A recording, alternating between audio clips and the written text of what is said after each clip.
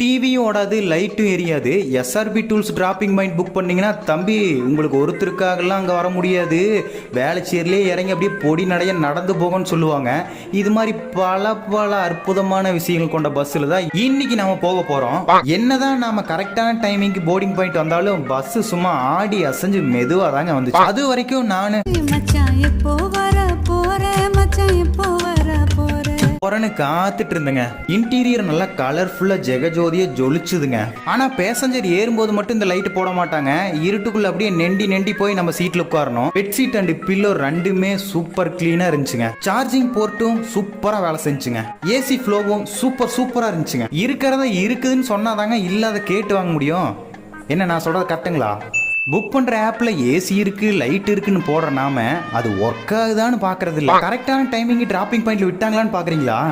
எங்க டிராப்பிங் பாயிண்டே வேறங்க, அடிச்சு போடுங்க, அக்கட்ட விடுங்க.